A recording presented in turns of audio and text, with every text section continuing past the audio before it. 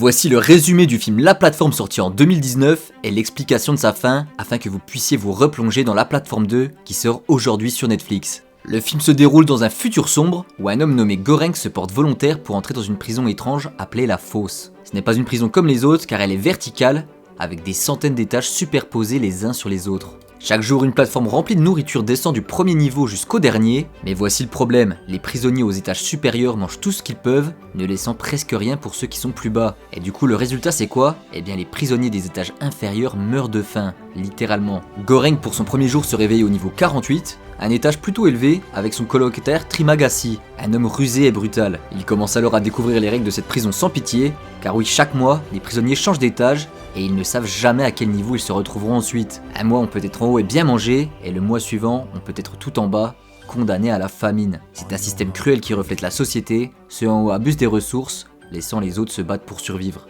Au fil du film La Plateforme, Goreng réalise que cette prison est un genre d'expérience sociale, une sorte de modèle de notre monde, avec ceux au pouvoir qui contrôlent tout, observant comment les gens réagissent dans des conditions extrêmes. Et notre héros le comprend vite au réveil du deuxième mois, où il se retrouve à un étage bien plus bas et où son colocataire l'a fait prisonnier afin de le manger dès le 8e jour. Mais par chance pour lui, Miharu, une femme mystérieuse qui traverse chaque mois les étages sur la plateforme à la recherche de son enfant, le sort de cette situation et assassine son colocataire. Finalement, Goreng arrive à terminer le mois en mangeant Trimagasi et il se réveille le mois suivant avec Imogiri, une ancienne employée de la prison devenue prisonnière, à un étage plutôt agréable. Contrairement à son ancien colocataire, elle lui explique que l'idée derrière cette structure est d'encourager une solidarité spontanée où chacun prendrait juste ce dont il a besoin pour que tout le monde puisse manger. Mais c'est malheureusement loin d'être la réalité, car la nature humaine pousse à l'égoïsme et à la survie. Finalement les jours passent et elle lui explique qu'elle est là car elle est en phase terminale d'un cancer, et au réveil de son 4e mois, notre héros se rend compte qu'elle s'est pendue. Et il a plutôt de la chance, car il est nouveau à un étage très bas, où il n'aura rien à manger pendant un mois. Finalement on passe rapidement au 5e mois, où il se réveille avec Bahara,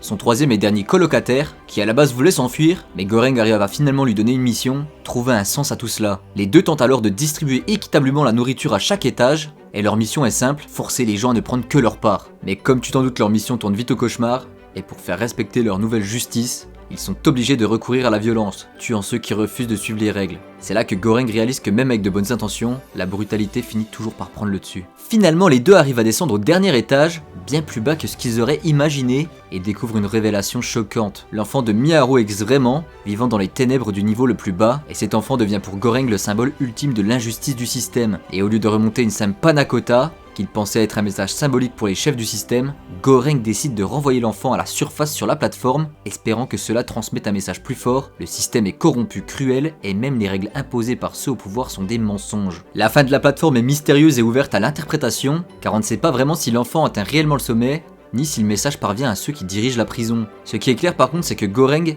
épuisé, blessé, et qui a des hallucinations, comprend enfin que la vraie récolte n'est pas de prouver que les prisonniers peuvent s'adapter au système, mais plutôt de montrer à quel point le système lui-même est impitoyable. Et si beaucoup ont essayé de faire des interprétations, comme quoi à la 37e minute, lorsque le dessert remonte, c'est en fait la fin du film, ou encore que l'enfant n'existait pas, finalement on a les mots du réalisateur lui-même, qui clôture un peu les débats. En effet, il a déclaré en 2019 que la conclusion de la plateforme montre l'échec des différentes idéologies, qu'au début le film critique clairement le capitalisme, en mettant en scène cette lutte pour les ressources, où ceux en haut se gavent tandis que ceux en bas meurent de faim, mais au fur et à mesure que l'histoire avance, le message devient beaucoup plus complexe, et il ne s'agit pas seulement de critiquer un système économique, mais de montrer que toutes les idéologies peuvent échouer lorsqu'elles sont mal appliquées. Car oui, au final, Goreng et Bahara appliquent une forme de socialisme en essayant de distribuer les ressources, mais rapidement ces tentatives tournent au cauchemar, et ils finissent par tuer la moitié des personnes qu'ils essayaient d'aider.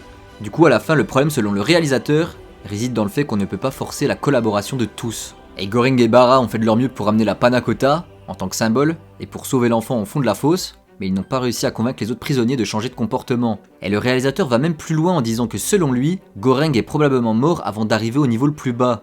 Et ce qu'il voit, l'enfant, la mission, la panna cotta, n'est peut-être que sa propre interprétation de ce qu'il pense devoir faire. C'est sa façon de donner un sens à son sacrifice. Et finalement, le réalisateur a voulu que la fin soit ouverte à l'interprétation, car il laisse au spectateur le soin de décider si le plan de Goreng a vraiment fonctionné, et si les personnes en haut de la chaîne de pouvoir se soucient de ce qu'il se passe dans la fosse. Et en fait, il a même révélé qu'un autre final avait été filmé, où l'enfant atteignait le premier niveau, mais ils ont décidé de pas l'inclure dans le film, laissant à l'imagination du spectateur ce qui pouvait arriver. La fin de la plateforme reste donc volontairement floue, laissant plusieurs pistes de réflexion sur l'échec des systèmes politiques et la nature humaine, et on aura avec La Plateforme 2 un tout autre film. Voilà, je m'essaye à un format un peu plus long, avec des explications de films, de séries, ou même des histoires de personnes connues. N'hésite pas à me dire ce qui pourrait être amélioré, mets un petit petit pouce bleu et n'oublie pas de t'abonner.